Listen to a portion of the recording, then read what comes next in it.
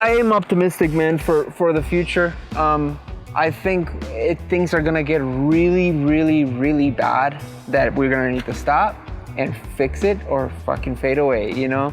Like when I was living in Florida and we had the Deepwater Horizon, like that blow up and spill all the oil, remember that? Seeing that definitely turned me into an environmentalist painter, you know what I mean? It was that drastic change, but most people don't go through that, you know? But yeah, I definitely am optimistic. Sometimes I'll play the other card though and be like, it's too late, man. It's irrelevant, we fucked the world up. Maybe we did, nobody really knows. But we will hit that point when it's too late. While the world is burning, got to make amends. Walk on the sunny side with a positive lens. Talks about passion between the women and the men. Chris Dyer and his creative friends. Darling, ooh, ooh,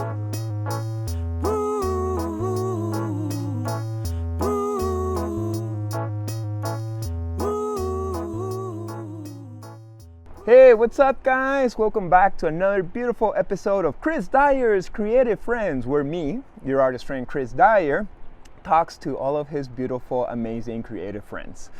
Now this week, my special guest is Dela, whose real name is Erik De La Cruz. And he's been a friend of mine for over 10 years, and he's an amazing artist that has a lot of beautiful things to say and show. How you doing, Dela, my brother? I'm good, man. Thanks for having me. Salud. Salud. Paisano. Yeah, thank you so much for having me over to your temporal home here in Boulder. Ironically, here's where my brand manager Corey used to live. Yep. And you're about to move to the house where Randall Roberts used to be, or his neighbor. His other spot, yeah. But yeah, Boulder's nice. I moved here from Denver in October, and it's just chill, you know, mountain vibes. Mm-hmm. What's the difference between, like, you know, your time living in Denver and now recently moving to Boulder? What would you say the contrast is, even though they're so close to each other, 1 hour away? Yeah, it's like 35 minutes away actually. But the vibe of the city, you know, I was living downtown and it just felt very concrete, you know. But there was a lot of opportunities there. That's why I stayed. Like you were like a block away from the grassroots store and Freda. Yeah, Santa Fe Street. You know, I always kept coming to Boulder. I have more friends here than in Denver, and it just never hit me that I should just move here. But then COVID hit, and it's just, you really felt what a young city looked like with COVID. You know, it's just a deserted street, and it was just, like I said, concrete everywhere. You know, it was hard to find nature. But then here it's just all around. You know, you look up and the mountains smile at you. Got the height, you know. Yeah, it's dope. I like it. Nice, a better vibe, friendlier environment. Everybody's definitely a little bit more like spiritual. It's bigger here, where Denver is just a little bit more edgy, I would say. It's like city vibe, bar vibe, you know. And here it's more like hiking and kombucha, you know. Kombucha. Like kombucha. Hell yeah. And before that, you were in California, right? Yep, I was living in San Francisco for almost 6 years, 5.5 years or something like that. I lived in like 4 different spots, but I moved there in 2010. I was 30 years old. I didn't know anybody. Me and my girlfriend at the time were living in Florida before, and my art was kind of taken off, and I was able to support myself from it. So I was like, let's New York City or San Francisco, and we rolled the dice in San Francisco. And San Francisco's cooler. Well, New York is New York, but San Francisco is special. I could live in New York too, though, you know. Yeah. Yeah, it was, you know, it's just like the right place at the right time, man. San Francisco was exploding. I met Randall Roberts there, you know, as soon as I got there, and started painting in Oakland Murmur, the art walk there. That's like 10,000 people go to it every first Friday. Were you ever part of the Womb, the collective in Oakland? No, but I did a photo shoot there. Yeah, Okay. I did a photo shoot there, and I knew those people. I think Seth McMahon was living there at that time. I crashed there for a couple of days back in the mid 2000s. Yeah. It was really interesting. I mean, yeah, so the Bay Area is dope, but I mean I've gone back and it's changed a lot, it's Yeah. very techy now and very business minded. It's a totally different vibe. What a bummer, because for me, like, San Francisco and the Bay was just so rich in the mid 2000s. Yeah. For skateboarding and art and just like counterculture in general. Yeah. I mean when I got there, I got introduced to Luke Brown's art and all the Amanda Sage and I was doing my thing, but I didn't have a name or anything, and started painting at this club Temple on Wednesday nights, and Right. it was like the beginning of bass music. And the first night I met Seth McMahon, Jonathan Salter, and we were all light painting, and none of us, like, we were just kids, like, tripping and painting. But we started selling so much art, man, and there was a lot of trimming going on back then, the weed industry, so everybody had cash, and it was just like, you're just selling art. Like trimming right there in the city, or you had to go up to Northern California? Well, they would come party in San Francisco, but they would be up in the mountains in Humboldt, and then they would come party with watts of cash, And they'd come and buy big paintings too. yeah, probably. they're coming to the club Temple, and yeah, we were just selling so much art, and then we decided to make a little collective. It's called the Union, and then we started painting big pieces. Who was in the Union? It was Seth McMahon, Jonathan Salter, me, Randall Roberts, for some of the pieces, and we would kind of like bring in artists here and there, But What was that artist that was part of that group that used to have a gun, who used to be very like aggressive? oh, Derek Heineman. Yeah. Whatever happened to him? I have no idea, man. He was an interesting cat. Yeah, he was trippy. He's the one that kind of set the whole thing up, So he would drive us to Denver to go paint at Bass Nectar shows. It was fun, He had a very strong personality, I remember. Yeah, kind of like military or something. I don't know. I have no idea. Right, not your classic visionary artist. Right. But who is, But so it was in the Bay Area where you found like the visionary scene and kind of like got into that, or were you already kind of like painting visionary vibes before you got there? When I was in Florida, I was painting I was working at this restaurant where they would let you live paint, and it was good money, but I was selling all these small originals, and it was just water and people floating in the air, and then the Hubble photography kind of imagery, psychedelia and chakras and stuff like that. So I was already kind of doing that, I think. And then I read, the Mission of Art by Alex Gray, and some of the quotes. I was like, this is what I want to do for my life, Right. And so I think it was during the economy going to crap in 2008 or something like that, and I was able to pay my bills through art, and to me that was such a strong message, that I could, if times were bad and I still made it as an artist, then it's going to be great when the times are good, Mm-hmm. So we moved to San Francisco, and just like poof, everything just What an exploded. inspiring city. Yeah. Yeah. It's like a poem. That city's like a poem that it's not being told right now. You know what I mean? It's like this song. There's so much romanticism there, and I loved it. Sadly, little by little everybody started to leave because they couldn't afford it, and I had the option of staying or moving, and I chose Colorado. Mm-hmm. Just kind of following the money, Right, which has become the new mecca for psychedelic culture and this but style of art, right? cannabis like opened the door, and the weather and the music venues here, it's just like a perfect combination of all these things that people are into, because you could have the same thing in Austin, Texas, but it's still Texas, or you could have it in Portland, but you still get like the bad winters, or like the shitty weather. But the winters are pretty harsh here too, like snowy and cold. It happens for like 3 months when it gets bad, but I bolt. I go to Puerto Rico every winter. I've done it the last 2 years, and then before that I was in Australia for the whole winter. Right, we hung I'm out not a there. fan. Yeah, we hung out there. I'm not a fan of the winter, but I kind of want to do a winter again here, and Right, just, there's like, something beautiful. Well, you have no excuse to leave, so you can you paint. It's productive. Or you do bad things to yourself. I miss a good fucking winter in Montreal. I haven't done that in a Really? few years, but it was always like very productive because Yeah. what else to do but paint? Yeah. But I'm the elements. You know, my mood is completely controlled by the sun and the night, and when it gets that gray for that many days, I start to lose myself, and it's hard to paint. You know, that's. Do you end up drinking a lot? Let me see.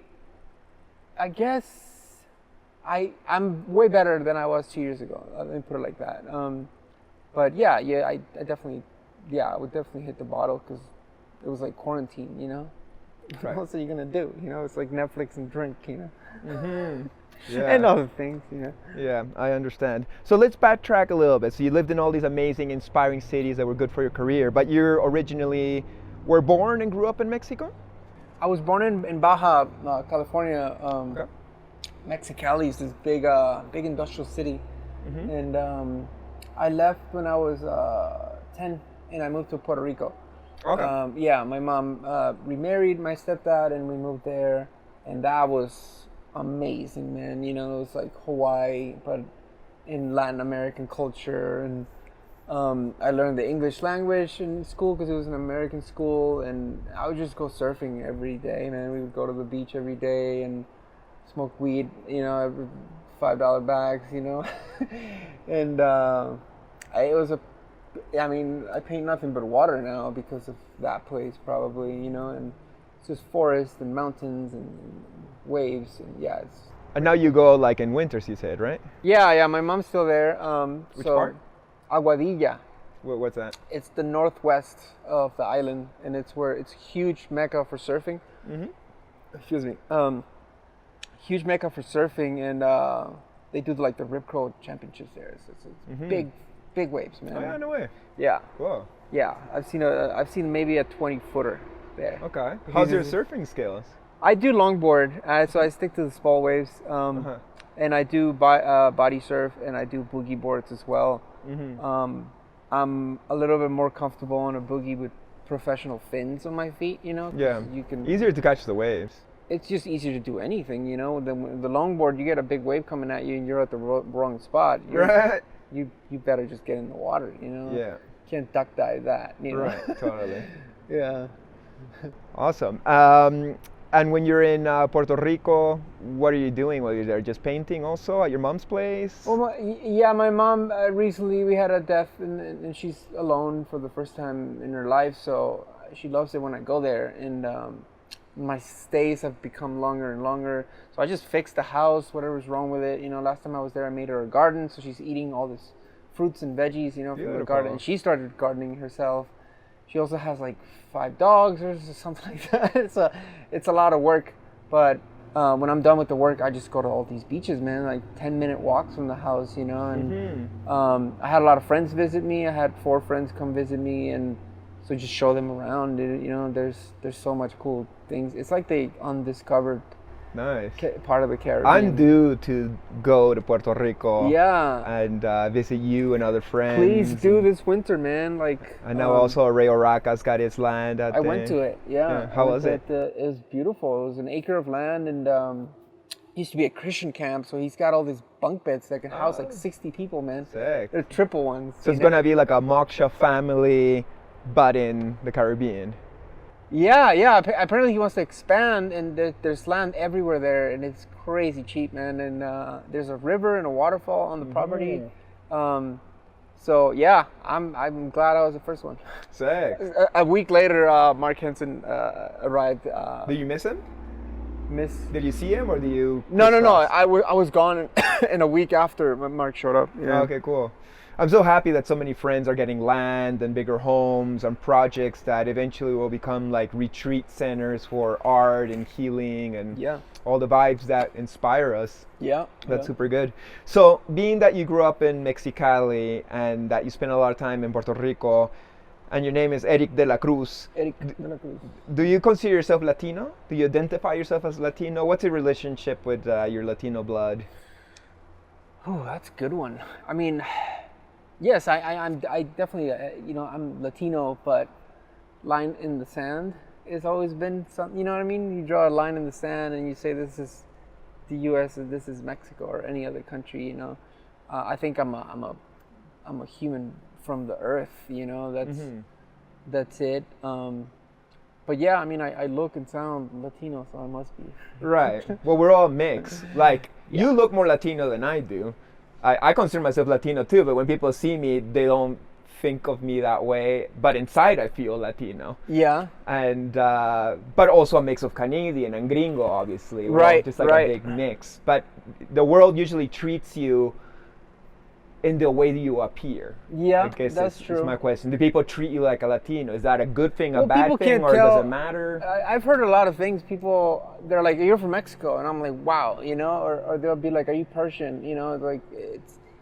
But yeah, the you know, our looks definitely define us, you know. But I like that we're Latinos and we're doing this art, you know, and Fabian Jimenez, you know, and we need more, you know, Yeah, well, more of everything instead of just, you know.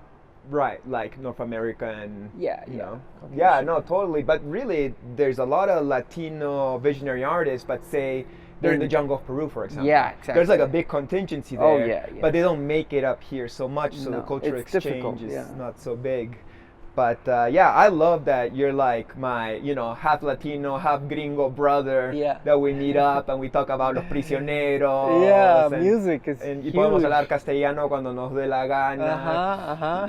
Sí, you know, and do our thing. So it's nice to, like, you know, culture and race is a beautiful thing. We can celebrate it, we can unite, we can identify, as long as we don't make it something that's like, well, I'm only this and nothing else should enter and create some No. kind of division, right?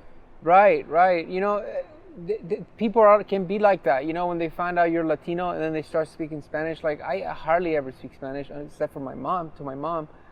And like you feel pressure to like, oh, you have to have this little 20-second conversation in Spanish and then switch to English, you know. And I got called out one time because I was like, no, I don't want to do that, man. You know, I was like, I've been in the States for 20, 25 years. Like maybe I feel white, but I'm not, you know. But Right. who cares, you know? Yeah, it doesn't really matter. I Yeah. love speaking Spanish myself. Like spending all this time in Peru, I have to get to speak more Spanish so I don't lose it. So I'm, Yeah. sound like, like I know, like Yeah, don't that's lose why I it. love when you come because I get to practice y polish my Sí. Spanish. Creo que el resto de esta entrevista deberíamos hacerlo Todo en en español, Sí, ok, y nadie ok. nos entendería.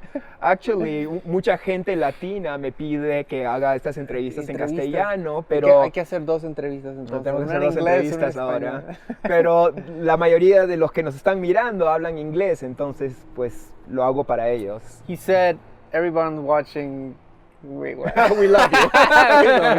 We're doing it in English for you because we know you guys speak English, and a lot of actually like Peruvians and Mexicans also know English, so it's kind of like that language that more people can unite and understand these conversations. So let's go back to your career. A couple of weeks ago, we were at Randall Roberts' home, and we started playing a game where you're like, okay, let's draw a Ninja Turtle from memory. And Right. now let's draw RoboCop from memory. Yeah.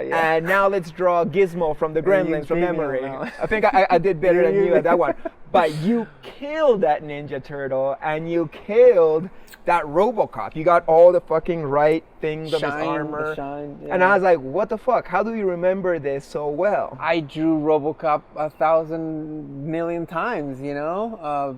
As Beavis a and- kid, or- Ninja Turtle. Yeah.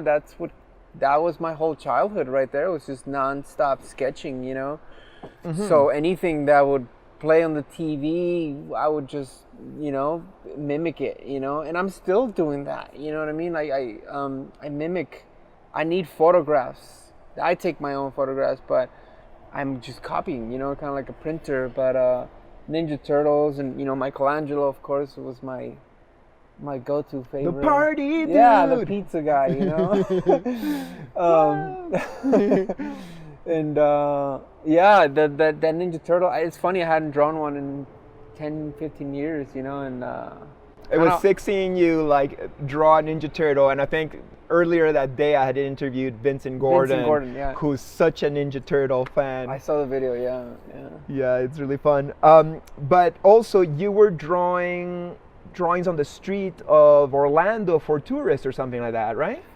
I worked at a restaurant that let you live paint, so it was in the International Drive, which is super touristy, you know. So the crowd that was there were there for the parks, you know, the Disney or Universal Studios, and so I was drawing a lot of beaches because I love the beach, but some of it might have come off as tourist art, you know, but tourists were buying it, you know.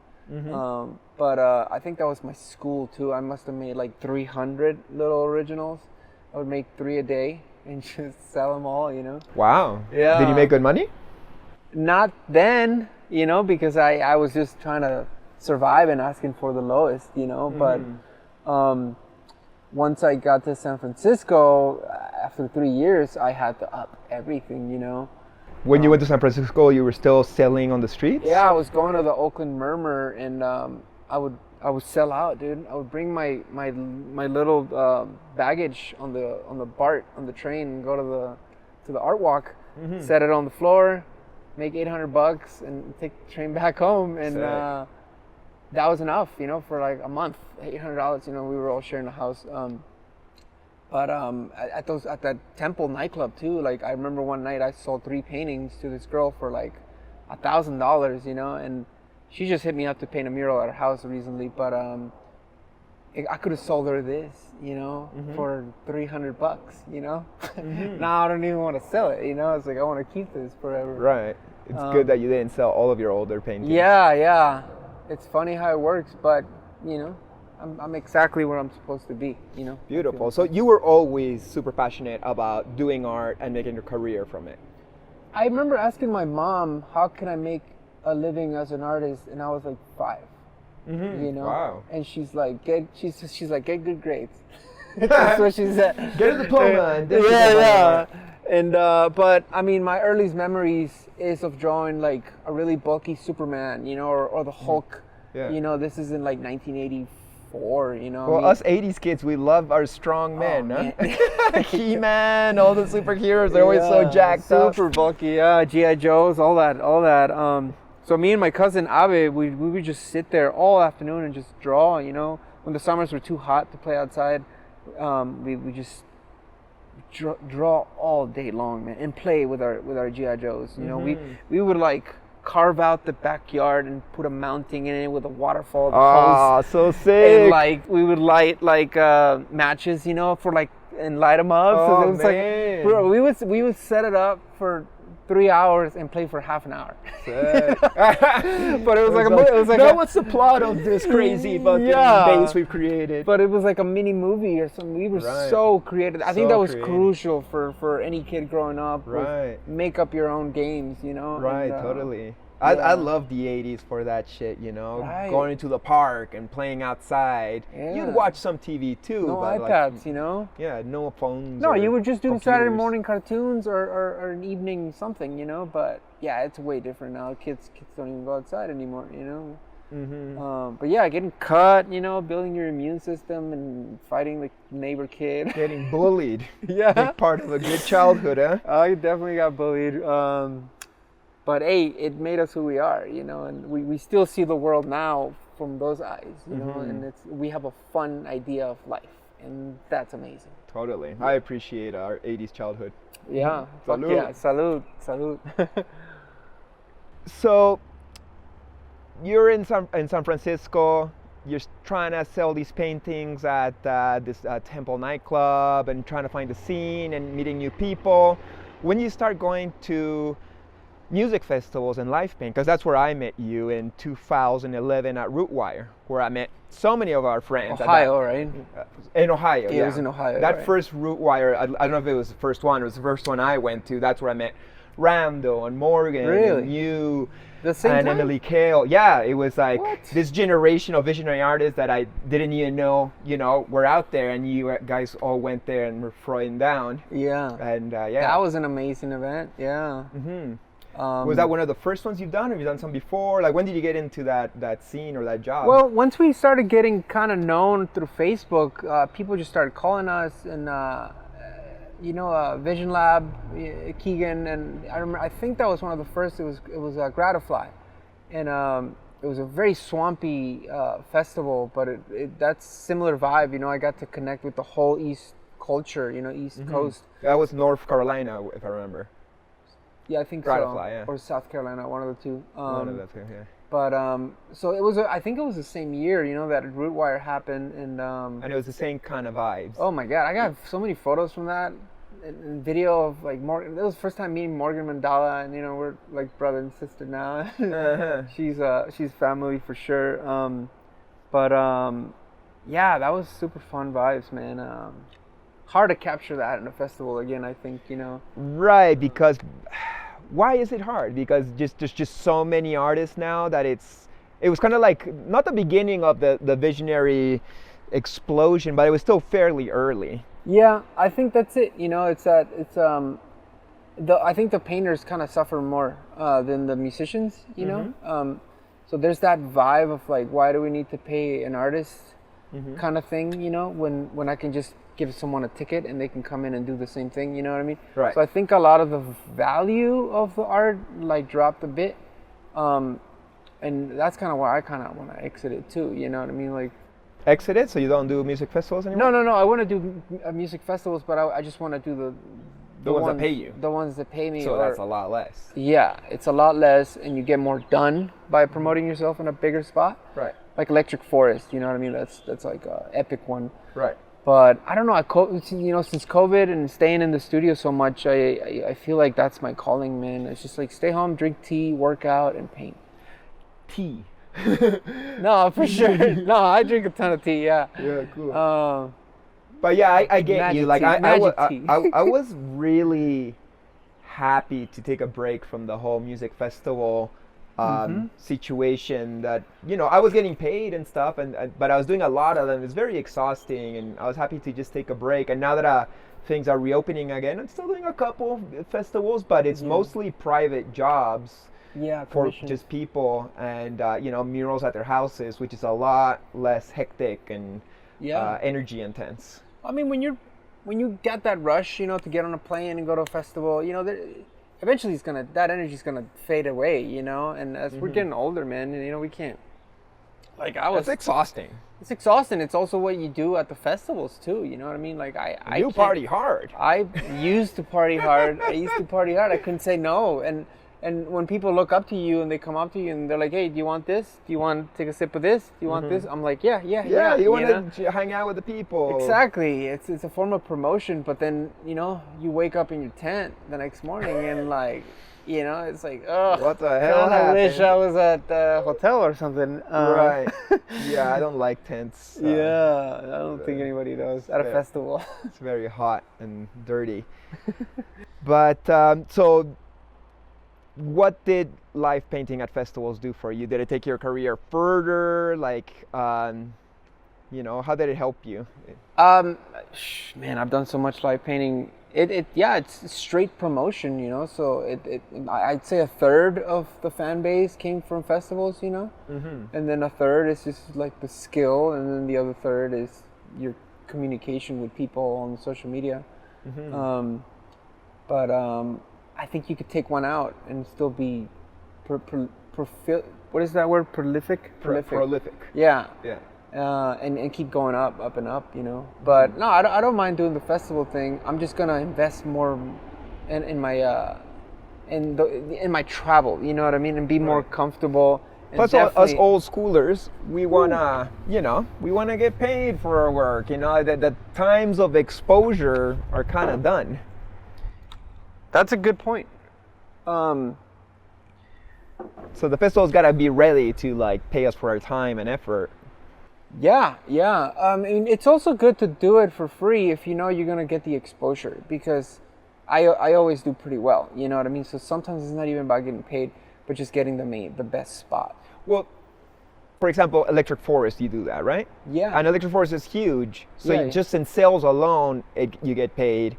And in exposure, you know, you get to a very wide audience. Everybody wants that gig, you know what I mean? And like, I'll buy my flights, man. Like, don't worry about that, you know. But yeah, you know, you have to cut down on the smaller ones. You know, there's just, you know, you're gonna drive 3 hours, and you know, it's just a big party, and you know, I was looking at my work that I was painting live, and so much partying going on that I was like, I'm not very happy about this painting, you know, and Because you can't focus? because you don't, I mean, your mind is everywhere, you know.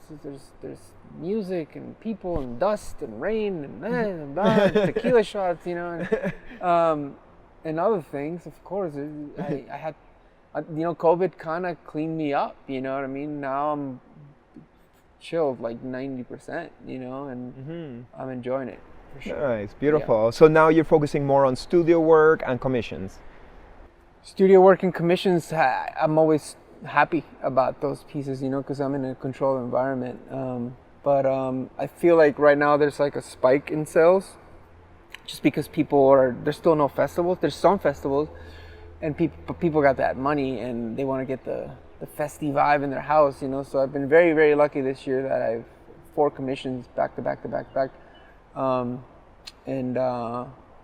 And then I'm working on the seasons, which is like these 4 paintings that I'm working on in oils. So it's like a full year right there. Beautiful. Yeah. What other way, do you got other incomes for art? Like, you know, is there other way that you make money through your art other than painting originals? No, it's No just, products, no. Oh, I sell merchandise of my stuff. Do you run that yourself, or does somebody do it for you? I do run it myself. I have an assistant that helps me code on the website, kind of thing. I don't even want to look into it, you know. But yeah, you know, there's the clothing. This is Vision Lab clothing, and then there's the canvas prints and the paper prints and the stickers and the tapestries. But that's all taken care of by other people, you know. So, but I also do, you know, build the canvas prints by myself. I want to sign everything, you know. I don't want a product to go out without my signature. So That's cool. yeah.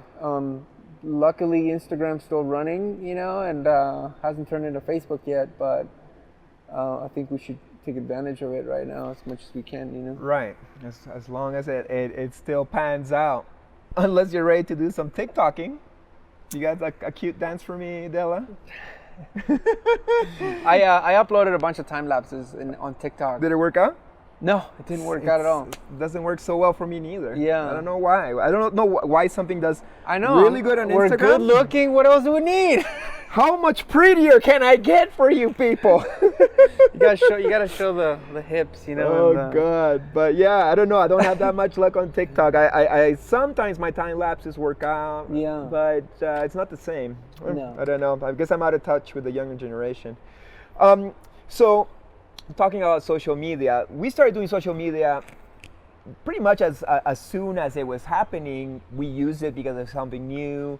But these days, you know, kids or younger artists that are starting up, do you think an artist should jump on social media and start promoting themselves and their art right away, or should they hold back till they get to a certain level before they go out in the world and be like, hey everybody, here's my art, here's who I am? Yeah. What do you think is the best strategy for a young I artist? think both work, you know. I mean, social media is designed for you to put yourself out there, you know. So I've had people that contact me and they're like, oh, I'm an artist too, come check out my page, and there's 3 posts in the whole thing, and it's just like a stick figure, you know, or something. I think if that person decided to be like, I'm a full-fledged artist, they might have a hard time down the road selling their work or something. So in a way, yeah, I do think I waited, you know what I mean? I waited forever, man, to put my work on the streets, and until I was like, I'm ready, you know, this is good work, I'm ready, I'm gonna show it to the world, you know. But I mean, to each its own, you know. There's so many ways you can make merchandise of a picture you take with your iPhone. Who am I to say don't do that, you know? But if you ask for my advice, I would say maybe hold on until you work on your craft, and because it's the word Insta, you know. Everybody's on this Insta famous thing, and it's if you don't go to school, you know, or learn somewhere, or like I say, I went to YouTube Academy. That was my school, you know. That's how I learned how to paint. I watched 1,000 videos, you know. But if you don't do that and you just go straight, you know, good luck. You get what you put into it. Yeah. Right. And things, you know, it can happen instantaneously. Maybe you get lucky and... Yeah, but how long is that career? Right. Is it gonna be just like kind of like something that's hyped for a week? Something that goes viral, people think it's gonna remain viral for the rest of their lives. Right. And it's the same thing with us, you know, when we have a great month or a great year, or we think it's gonna be even better next year, and then it goes down, it goes back up. You can't get too cocky. You gotta kind of like save some money just in case the next year. Yeah. You know, you gotta reinvent yourself or something. Right. Reinvention is very important. What is that quote with 1,000 paintings? Randall's always saying it. Randall Roberts, like make 1,000 paintings and then sell one or something like that. You know, I think that's a great. I did like 350 and then started selling them, but that was my. I don't know that quote, but if you're making 1,000 paintings and you only sell one, you're not doing that well. 1,000 hours, 1,000 paintings. No, it's 1,000 hours. Devote 1,000 hours to anything before you put it out. Okay, yeah. Like I think it takes 100,000 hours to become a master. 1,000 hours. 1,000 hours? Yeah. That doesn't sound like that much. 100,000? 100,000 is a lot. Like 80 years, bro. No. Do the math. No. I don't know. My math's terrible in math. I don't know math. I thought it was 100,000 hours, like 10 years or something. 10 years of fucking killing yourself, and then you become a master. Like a master is like, somebody killing it or something. 100,000 hours is how many days? Let's see. That's 4,166. But how much? 4,100 divided by 365. 11 years. There you go. 10 years of painting. It's good math. And people. I went to school for like 8 years before I even started my career, and my career didn't happen right away. Art school? Yeah. Oh, cool. I did a couple years of fine arts in CDCF, college, Canadian styles. Then I did a year of visual arts in university, didn't like it, and then I went and do 3 more years of illustration and design. Awesome. Once again in college / CDCF. Yeah. And so I did both the fine arts but the commercial. So I can do both, and I was just like, how the fuck am I gonna make money from art? Like I was like, how's this gonna happen? You know, when I graduated high school, I got accepted to the Art Institute for computer animation because I watched Jurassic Park and I was like, this is what I want. Where was that? In Fort Lauderdale. Okay. Yeah. So I graduated high school in Puerto Rico and then moved to Florida. Did you do it? I didn't do it because it was an associate's degree. Oh. And it was fucking crazy money, man. Expensive. That I just didn't have. That's what I wanted to do at the beginning, animation. Really? And I didn't get admitted for 2 years in a row. That's cool. Algonquin College in Ottawa, Canada. Like I applied and they're like, no, you're too cartoony. It's like, but animations are cartoons as far as I know. Can I just do my cartoony things? Like, no, you gotta learn the anatomy. You gotta go to proper art school, get your shit right. And I did a year and I applied again and they still declined me. And then after 2 years of doing fine arts, like, you know what? I like doing a painting. And, and I went to an animation studio and I saw people in their cubicles drawing Homer Simpson sitting at a couch, slowly chugging a beer. It's like, is this what I want to do? Like, that doesn't seem that inspiring. That computer animation would have been the same thing, man. Just sitting there. Right. Like, you go crazy, for what? To have a second in the movie? Right. It doesn't feel like it's you expressing. It's not your yourself. work. Work for yourself. That's my advice. Yeah, be your own boss. Totally. So back to your fine arts. Let's talk about the subject matter of the things that you paint. It seems like you like to mix space and water and nude muses. And nude muses and animals. So tell me about these subject matters that you like to paint about. Well, the galaxy thing, I'm just in awe every time we, find a black hole or a new photograph of space. And I think that comes from being Catholic and thinking about the heavens. And now we can actually see the heavens. It just blows my mind. The water thing with the animals it's the environmental awareness. If we don't say anything, no one's going to say anything. I wish I was doing more physically in person.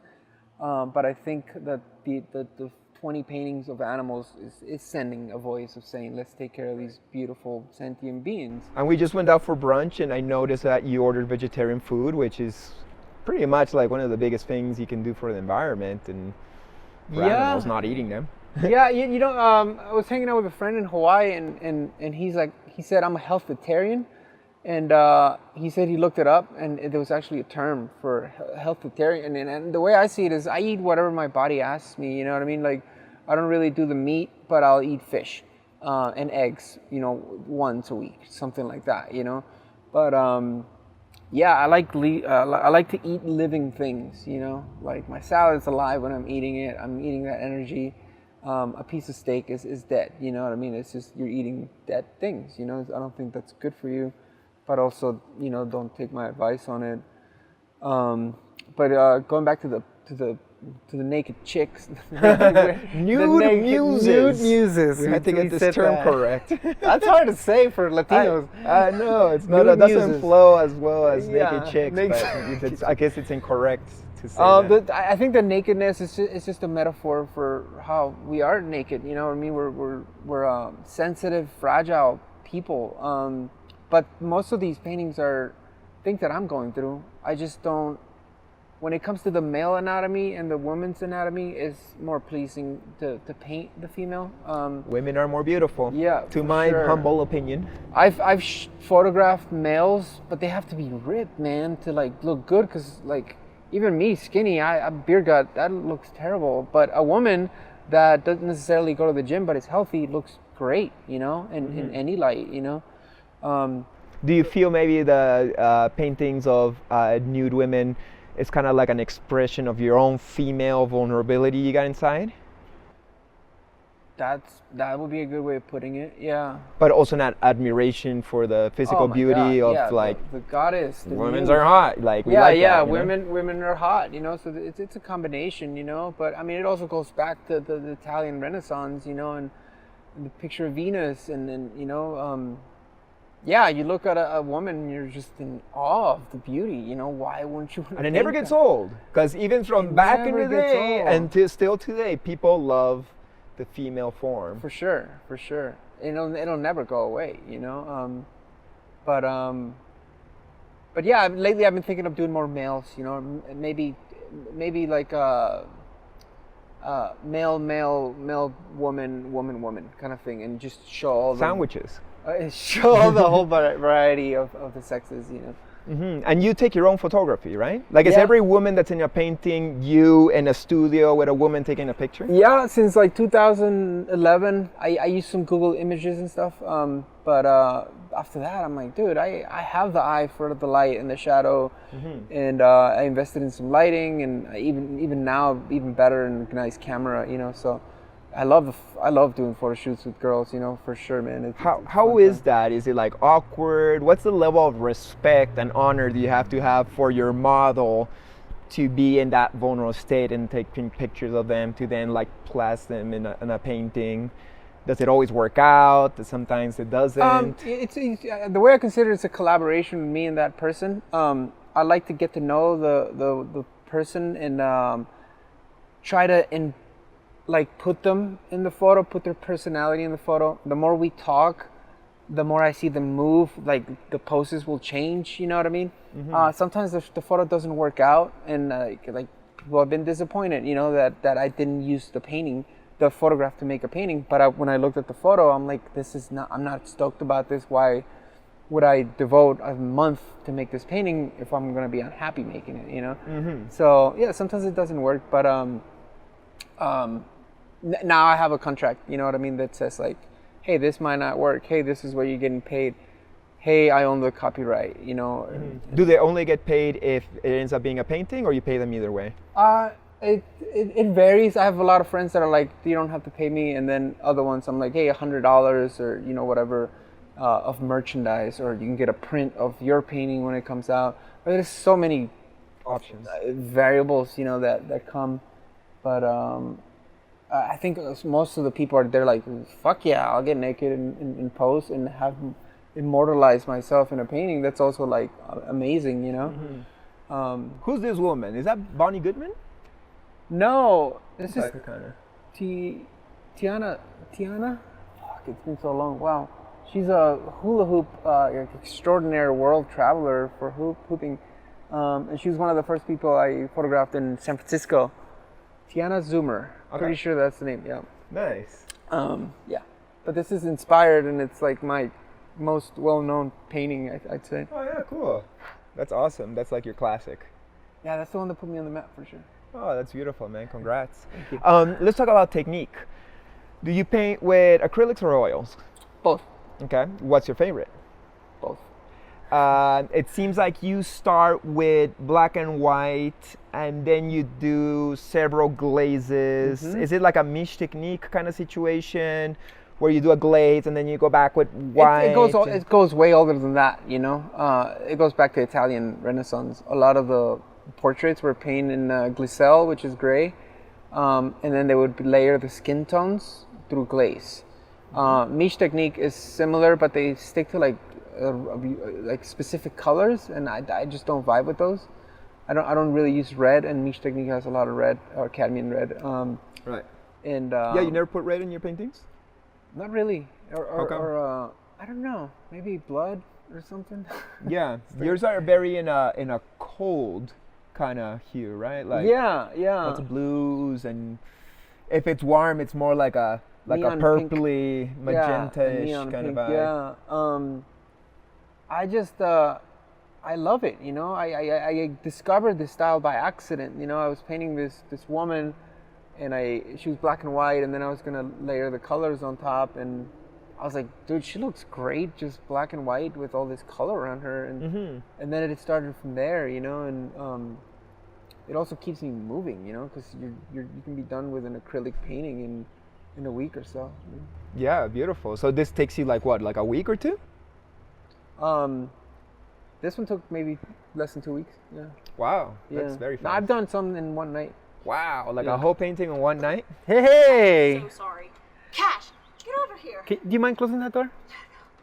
What other mediums do you like playing with? Oil is the other one. It's just that the drying time can be a little bit. It won't dry sometimes, you know, if you put in the wrong mixture of medium in it. So when I was in Puerto Rico, I was doing all oils, and I love it now that I'm here in Colorado because it's so dry and things just dry right away, you know, keep going. But there's also a beauty on over layering 1,000 layers on an acrylic painting in one day, you know what I mean? Like there's beauty in that too. And sometimes I use a little bit of spray, like the transparent white and transparent black, and that's it. And that's just to add mist and dark shadow mist. You And know? for your glazes, you use some kind of glazing varnish medium situation? Yeah, it's just regular, like professional Liquitex gloss. I like the gloss and not the satin or the matte.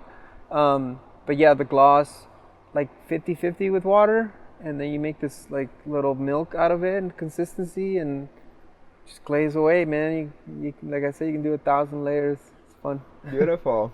Do you got some kind of like, it doesn't have to be grandiose, but what would be like your maximum dream as an artist or in life in general? Do you like where you're at right now? If life kept on being the way it is right now, you'd be a happy man till you die, or is there something you still want to achieve in your life?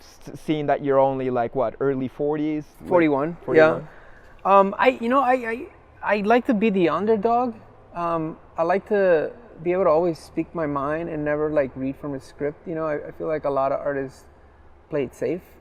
I also wouldn't want to really like blow up too much. You know, You wouldn't want that. no, because you have to answer so many more things in your life. You know, you have to answer to so many people, man. And I like my privacy. I like the quiet. So. If this year could continue every year, I'd be set.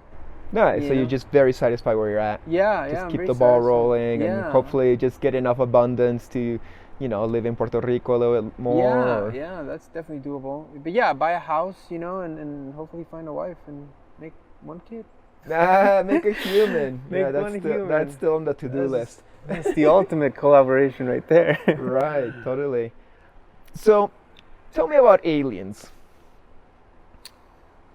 What's your point of view I'm on a U.S. aliens? citizen, man. You're not an alien yourself? I was a resident alien. Shit, aliens. Fuck, man.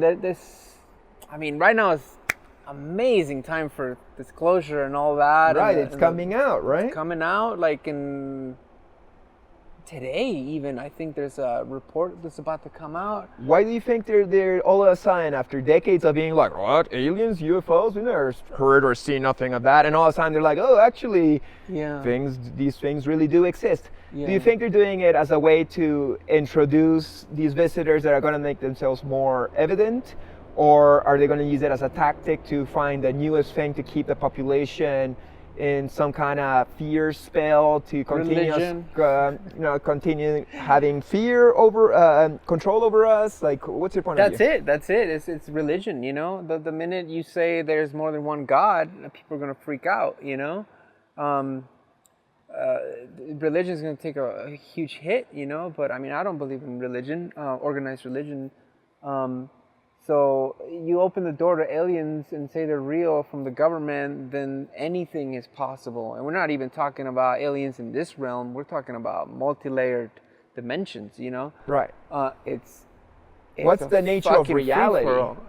You Yeah, know? it's a Who video the fuck game. are we Yeah. in vast options and possibilities of Endless. multi-layered, Yeah. dimensions and planets beyond our imagination? Yeah. You know? Well, the theory that keeps gaining speed is that this is all a video game or an animation, you know, and we're controlled by a higher technology, which would only be either us in the future, which we would change dramatically and have space travel. So those are aliens technically. You know what I mean? It's like it's it can go on Yeah. forever. What is man. an alien? What is an ET? We're aliens. You Right. know what I mean? To an ant pile, they're like these monsters over Right, here. or you see creatures in the ocean or insects. That's Yeah. very alien looking. And Yeah, I was reading this thing on not reading. I was watching this podcast, and they were saying how Earth is a tourist spot for aliens, and that's why they're keeping tabs on us because they love to come visit. You know, they don't want us to fuck up their vacation spot. No. Apparently, since the nuclear bomb exploded, that's when aliens really started appearing on Earth, and a lot of these facilities would get shut down by these spaceships flying around because they were saying how splitting an atom breaks the mattress. You know, breaks the grid, fabric of reality? the fabric of the universe. It breaks it, so if we blow it up, they feel it. You know, Right. more higher conscious beings. They're feeling the ripples. They're feeling the ripples, man. So, yeah, aliens. Nice. Well, hopefully they don't use aliens as a tactic for fear and control. I hope that aliens come and be like, okay, guys, this is the nature of who you are, who we are. Here's some technology to give you free energy so you can save your planet and evolve into the next level of reality. That's what I'm hoping. I don't think they know how to communicate with us, though. You don't think they would know how to communicate with us? No, they would have to hang in Earth to know how we act and what makes us tick. I think they know us very well, and they Well, would know. I mean, try talking to that ant pile over there. But I think they're already communicating to us through our dreams. For sure. I get alien emails is what I used to call them, and it's that moment when you're about to fall asleep. You know that I would get this perfect imagery of these paintings, and I would sketch them. I still have a sketchbook by my bed. Yeah, we're definitely antennas, and they're definitely doing this to us. You know, every time I trip on acid, I have some kind of encounter. You know, that's very alien. Yeah. Do you do a lot of psychedelics? I'd say once a month or something, but I like to go full in. You know, I don't like to microdose. Oh yeah. Yeah, I like if I'm gonna do it. All or nothing. Yeah. And what's your medicine of? DMT, acid, of course, and lately I've been messing around with ketamine, but like in the right portions, and that's been fucking amazing. And ketamine's got a really bad name, of course, because of the K-holes, you know. But Well, people abuse it. well, yeah, if you do too much, you're kind of stuck in your head, you know. But yeah, I mean, there's all this medicine and legal ketamine now that is being introduced, and it's helping a lot of people, man. What does it do for you? Last time I did it, I was painting with friends, and I just brought all my paints, and we all were painting on the floor, and I just did tiny little bumps of ketamine, and dude, it was like ecstasy and acid trip combined. We were all just like hugging and like painting, and the paintings were moving and coming, and it was long too. hours, you know. Hours. Yeah, well, because we kept dozing, you know. And I did one of those like, oh wait, this painting is gonna look like crap tomorrow morning, you know. And I gifted to a friend, and I was like, can you send me a photo? And it was still there, you know. So I was clear painting and tripping balls at the same time, you know. So what would you say is the lesson that you learned from that experience? Psychedelics are good and they can be healthy. Like it was more like a feeling, a connection to something greater, or some kind of realization. Well, the DMT, you know, did that for me. Was the beans. Like I had a massive blast off where I was hanging out with these 3 entities, and I was drinking that day, and that's probably why I smoked this big hit of DMT. And one of the entities, we were like this huge crystallized chapel. It was huge. The clouds were coming through the walls, and it was like a sunset. And the entities looked like Ben Ridgway's artwork. Okay, yeah. Like, with the button, like the speakers, you know? Right. They were porcelain, and they were male. And one of them carried me, and I shrunk like a fetus. I became like this little baby. And another one came and started pulling the like Wonder Woman's lasso out of my belly button. Whoa. And he was cleaning you. He was cleaning me of the booze, wow. and also telling me what this can do. It could sober you. And as soon as I came out of that trip, and my whole hands were digitized. You know, it was polygons. It was putting itself back together, like the computer. I could see the Matrix, the computer program, you know. So cool. And I forgot that I smoked DMT because I was so far gone. And I was like, I'm going crazy right now. Then I was like, wait, no, I smoked DMT like, I think 10 minutes ago, you know. And I went outside and smoked a cigarette in the backyard, and it made me realize the potential for soldiers and domestic violence, and if they saw what I saw, dude, like it would really, really help the world, man. Do you feel you've become a better person through it? It made me not afraid to die, you know. It took a lot of that fear out the window, because this is just like a chapter, you know? Right. It's like what you said before. It's like this is a Matrix video game, and maybe it's not aliens playing us as avatars, but maybe it's just God himself that wanted to experience physical reality through us. Right. Well, Elon Musk said that technology will eventually just become so fast that we won't even remember the change when we went into the video game. So maybe ourselves did it already, and we're in the video game now, and we never noticed when we plugged in. Wow, that's a trippy thought, huh? Yeah. Damn.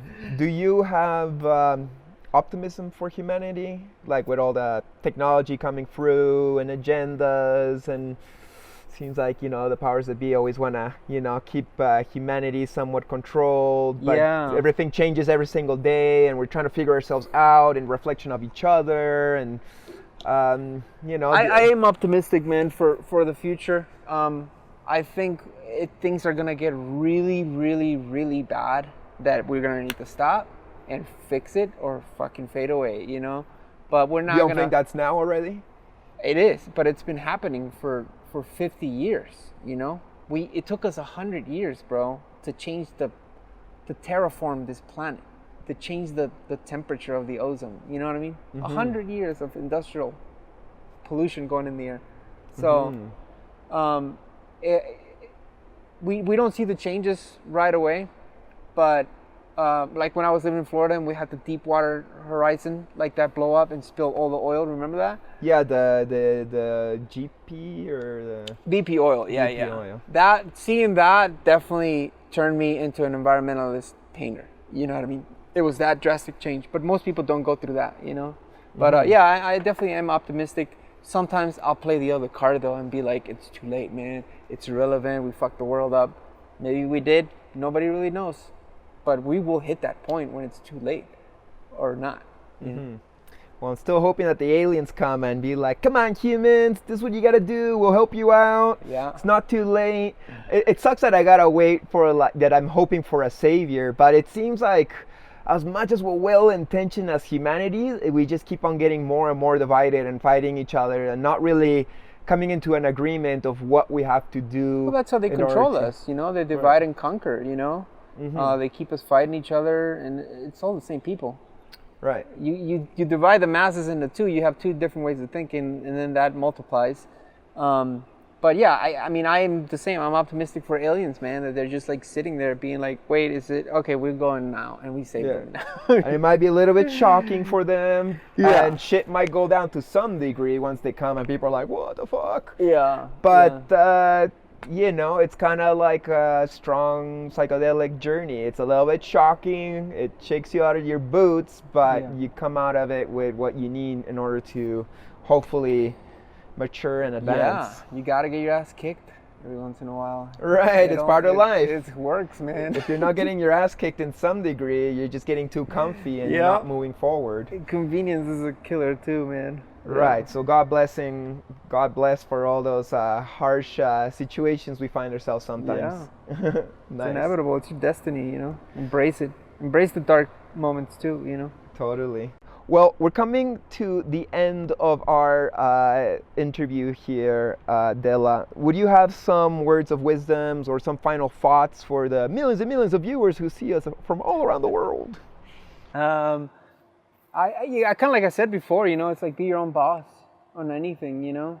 There's so many people quitting their jobs right now because they just realize they were unhappy, you know. But we're in this rat race to retire, man, to have enough money in our piggy bank to say, oh, now I can start living. But you're too fucking old by then, you know what I mean? So anything you're good at will work out if you treat it with respect and treat it with love. So go out there and just do it, you know, and it'll be fine. Beautiful. Yeah. Thank you so much, man. And thank you so much to you, our viewers, for tuning in this week. Thanks for sitting through the whole interview. Please don't forget to give us a little like or comment if anything spiked your interest, and to follow Erik on his Instagram, which is At Dela_artist, and my website is delacanvas.com. beautiful. And yeah, please subscribe to this YouTube channel and share it with your community so more people can find out about Dela and all the other beautiful creative friends that I have to share with you. Anyways, thank you so much, and I'll see you next time. Blessings! Yahoo!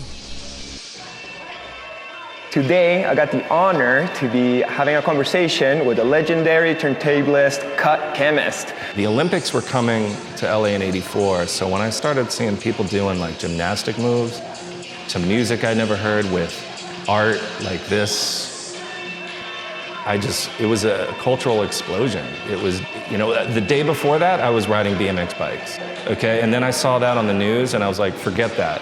This is what I want. And the DJing, I had already been collecting records as a kid, and when I saw records being used as percussive instruments, forget it. I loved percussion and I loved records. And I loved art and dancing, you know, what kid doesn't like to dance? So I did everything I could to investigate this whole culture. You know, I had to learn everything I could. I'm still like that. So make sure to subscribe, like, and everything else. Big thanks, and see you next week. Peace!